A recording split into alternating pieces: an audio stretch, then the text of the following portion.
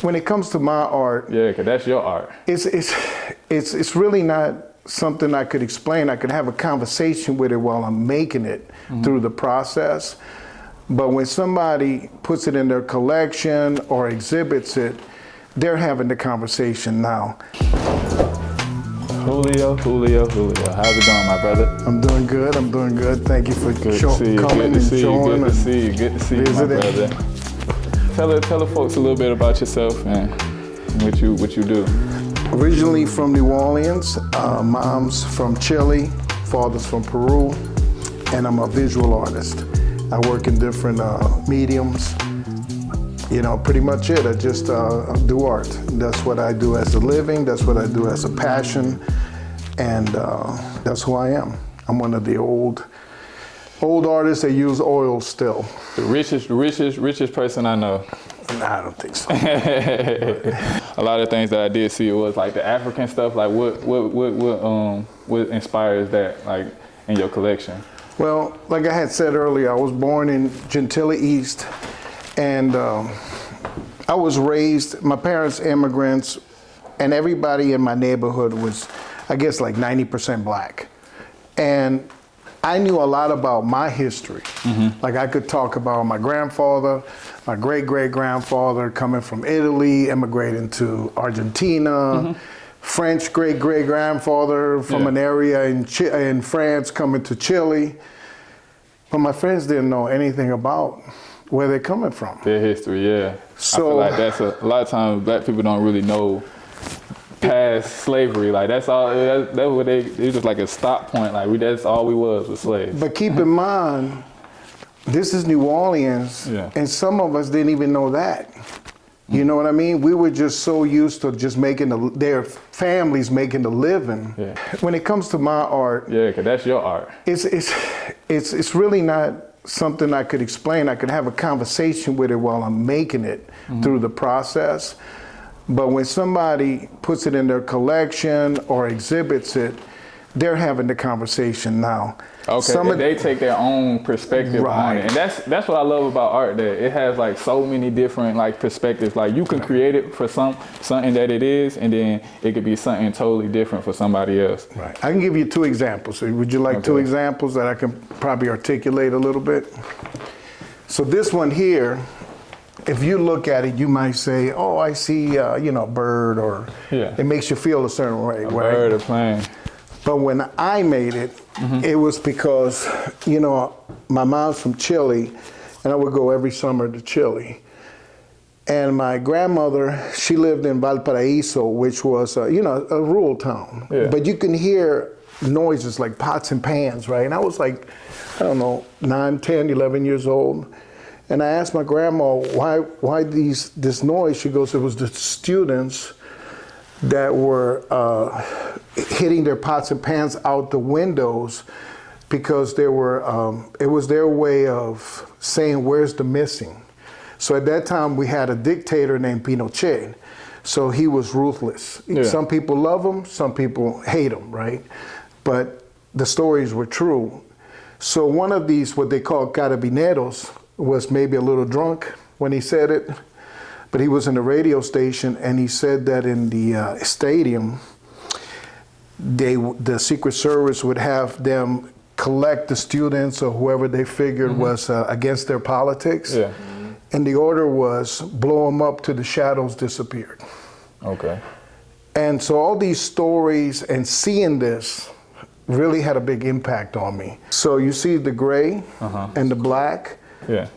Those are the souls being taken to where they need to go. Okay. And that story inspired that painting. Okay. But when you see it, there's no way you would. That's the light soul, and the dark soul just grabbing onto the light. Exactly. Soul, taking it out of it. So the name of this so is called. You're expressing your feelings in your art. That's how you coming across, expressing your feelings. But other people just see it as whatever. Yeah, like they can grab a whole different emotion from it. And I think that's the part of what my art is. You know, I might see tragedy, but it's not meant to make you feel it. Yeah. You know. In your upbringing, like what inspired you to even like get into like doing art in itself? It wasn't really a choice. My mom and dad were immigrants. So what happened was I didn't speak till I was 4, believe it or not. So the teacher or the kindergarten, nursery, whatever, called him in. Yeah. And I had drew a kitten for my father. Yeah. And she had said she'd never seen a drawing like this from a child. So that was my way of communicating, was drawing. Okay. And there's, they took me to some doctors. They said maybe it was a confusion. They spoke Spanish in the house, English in the school. But bottom line, that was the way I expressed myself. Okay. And that's pretty much how it started. And my family, my mom and dad always, they never said, Julio, you should be this or should be that. They allowed me to be allow you to express yourself was. in your different And ways. I guess in a way I never grew up because I'm still very loose with my work, right? Yeah. You still kind of express yourself in the way you want to be perceived. Right. Okay. What is some of the things that you like? What is your most like proudest accomplishment that you feel like you accomplished to this day, or like some of the things that you have done and people that you work with? What I work with, my accomplishment, if I had any besides my family, is the people that have surrounded me in life. Yeah, exactly. Everybody, I don't think I've met one person that hasn't contributed to culture or the betterment of what's going on in the universe. I've just been blessed. Exactly. I met from bakers to presidents that have done so much for us. I don't think at least for myself, I wouldn't have the opportunities if it wasn't for these people, these persons that were very passionate at everything that they did. Yeah. And again, it could be a dentist all the way to a military man. Yeah. Like you know how to you move with a certain sense that you attract people that are like driven. They're driven. In that field. And I'm proud of them. And that pride, it's almost like I'm an umbrella under them, and I want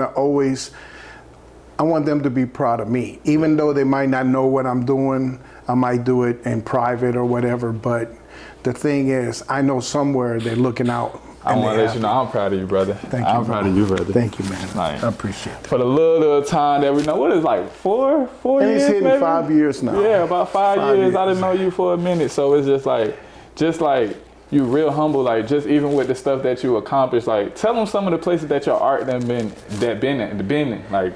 Cause you're being humble. You're being humble, Julio. I know you're being humble. I know you. But well, I appreciate it. I appreciate that. But like I'm not nothing, special in the art world. Yes, I've made it a career and I've done it forever.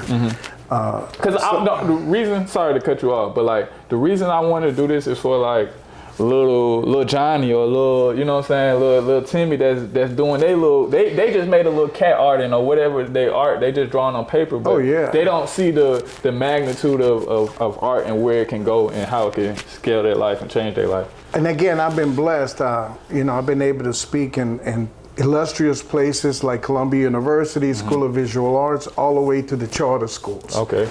I spoke to little kids like this in Milledgeville till adults, right? And you're right, it's beautiful when they doing this work and you're a part of it. Exactly. And they could see, like I tell them, you don't have to be an artist, but you can be a part of the arts. You can be a board member of a museum or a director of an art center or an artist or, an art handler. Yeah. It's like, really, you know what? Like I feel like art surrounds us. Like I feel like art is, everybody has a form of art. Like even down to the guy that does crack. His the way he smoke his crack is an art. Like you know what I'm saying? Like they have their specialties. Everybody expresses their art in a different way. When a woman does her makeup, when she does her hair, when you know what I'm saying, when you put the way you put your clothes on, that's your art.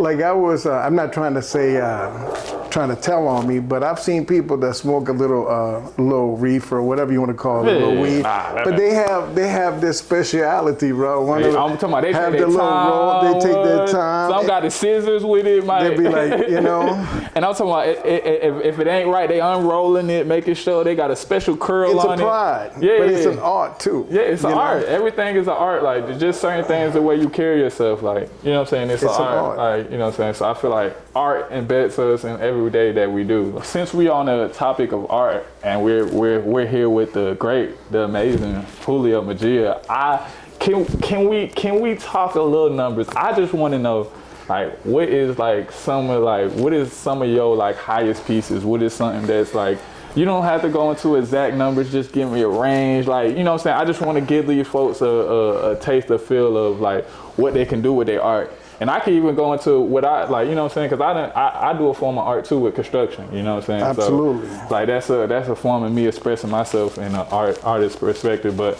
this interview about you, so I want to go and ask you. I cannot go into details, but I can tell you some of the places that it's at. And the way I look at it, you in construction, look at it like this, right? The last, well, I don't want to say the last, but there's an auction house called Christie's. Yeah. It's in Rockefeller Center in Manhattan. The square footage for something like that is ridiculous. It's what you call a blue chip auction house. So they had displayed a 16-foot painting, which is pretty large, in their main lobby, which we all know who they are and what it is around the world. Yeah. So that maybe kind of shows you that 16 foot was yours. Correct. The market value. Oh, yeah, people like them place the market value. We'll talk after this, because you know I need to borrow a couple dollars. You know? If you up there, you with them folks then. But you look at, like, for instance, I'll give you an example. You know, there's so many damn pictures, but I'm sure this fellow here, he's Admiral Tidd, right? He was in charge of the Southern Command. Mm-hmm. So they have a painting of mine that they acquired where every president since, I guess, the 60s sat. And now he's going to look at this painting. It's the title's Wings, right? It represents the Riveter Girls, which I was adopted, maybe not on paper, but my grandma adopted me. She was from Ripley, Mississippi. Yeah. And when she was young, she worked at Charity Hospital, riding her bike, and she was a Riveter Girl. Yeah. So I made this. Riveter Girl, what's that? She was one of the ones that would build the airplanes in World War II. Okay. So she rode her bike all the way to, you know, the wharfs where they had the plane factories. So to have a human scale piece in a place like the Southern Command, which will be there as long as the United States exists. Yeah. It's such an honor for me, right? Okay. But again, it represents the market value also. Yeah. Because for you to take care of a painting forever and have it on a wall that costs millions, the painting has to be, how can I put it, strong enough to withhold that type of environment. Exactly. So some of the pieces are with the Ministry of Interior in Peru, same there. Okay. Because now it becomes cultural patrimony. Exactly. So I can't really tell you a direct price because I don't sell my work. It's galleries and brokers. Yeah. But, it's out there though. Wait, can we say figures? Can you say like how many? What's the most figures? I bought this building with one painting, if that answers anything. Yeah, I seen the building.